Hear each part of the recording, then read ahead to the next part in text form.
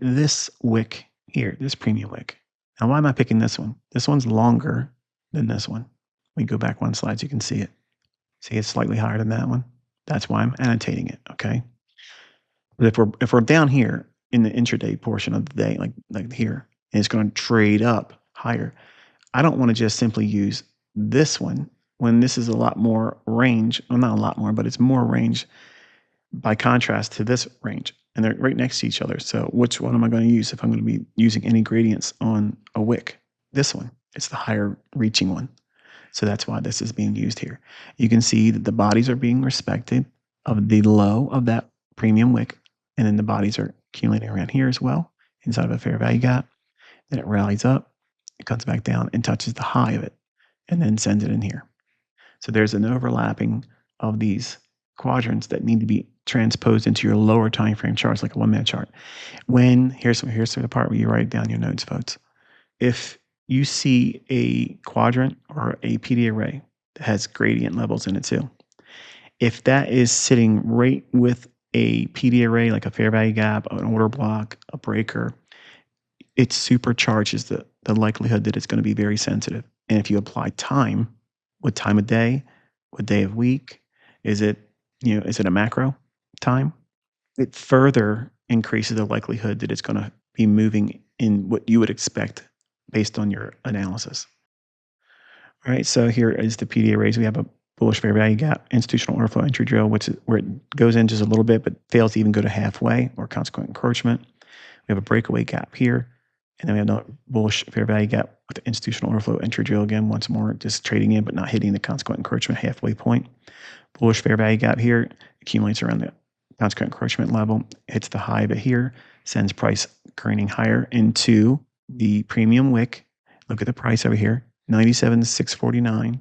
That's this one here. That's this wick low. That's the low of that premium wick. So once it trades into this here, it comes back down in. That's the upper quadrant of that premium wick. And now it's a fair value gap touching it as well. And it's also during a macro time. Hallelujah. Thank you, Jesus. There you go. Okay. You got another unicorn in your repertoire now. So it runs up into the high of the premium wick here, which is 97.823. That's this here.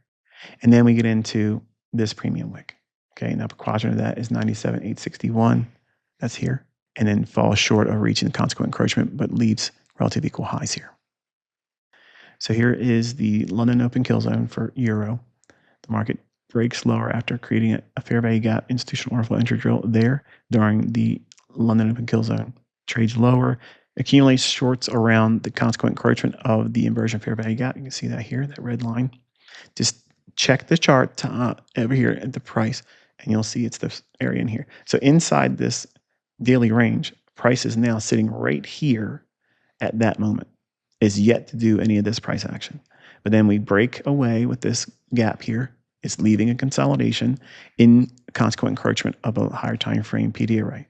So any gap left there, that's an easy way of classifying it as a breakaway gap.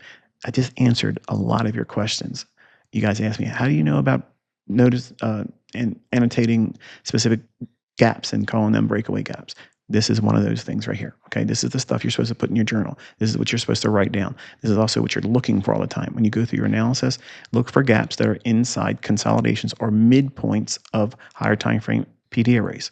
Okay, so the idea here is we see the market trade lower into the lower quadrant, trades through it, and then we have a SIBI here, sell side imbalance, buy side inefficiency.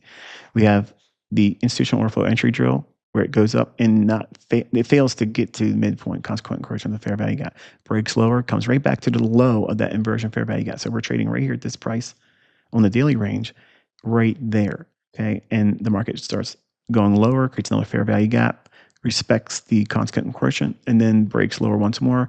SIBI, fair value gap, trades up to consequent encroachment again and moves into this old inefficiency here in the green rectangle.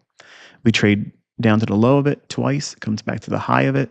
It's trading inside of an inefficiency during the New York open kill zone, creates the high, trades lower. We have immediate rebalance here, breaks lower, trades to the high of this discount wick, and then we trade to the lower quadrant here. That's this point right there.